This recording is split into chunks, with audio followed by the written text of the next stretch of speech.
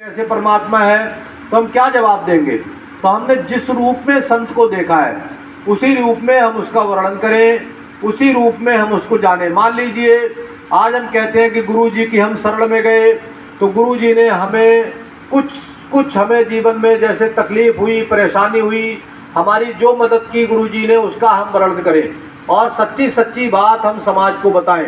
लेकिन जो हम बड़ा चढ़ाकर बात समाज को बताते हैं वो ठीक नहीं है। तो सही बात यह है, जब हम संतों की शरण में आते हैं, संत तो एक पाठशाला की तरह हैं। हुजूर संत कृपाल सिंह जी महाराज कहा करते थे, जब हम विद्यालय में जाते हैं, शिक्षक बैठा है उससे शिक्षा ग्रहण करते हैं और ये हमारा फर्ज बनता है कि वो हमारा गुरु है, हमारा शिक्षक है। जो बातें हमें बताए हम उसका आचरण करें और जब हम उसका आचरण करेंगे, उस पर चलेंगे तो निश्चित रूप में जब परीक्षा की घड़ी आएगी तो निश्चित रूप से हम पास हो जाएंगे।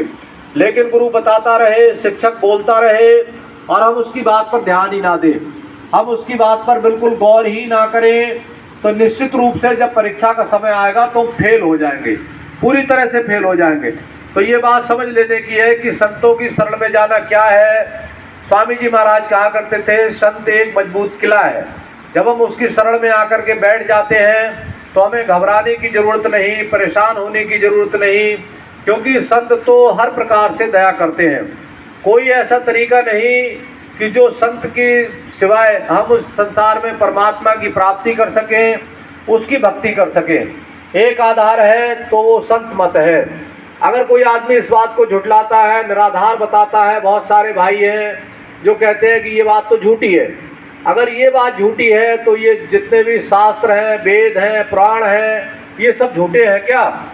जो संसार में महापुरुषों ने लिखे गए, उनके अनुभव के आधार पर लिखे गए, रामायण में प्रथम वही बात आई, गुरु ग्रंथ साहिब में प्रथम में वही बात आई, वही बात जो है चारों वेदों में, पहले ऋग्वेद में, फिर सामवेद में, फिर अथर्ववेद में, फिर यजुर्वेद में, उसके बाद उसी का निहित भाव 14 जो है वो पुराणों में और जो है 6 शास्त्रों में उसका वर्णन किया गया है। क्या ये सब वेद, पुराण, शास्त्र सब झूठे हैं?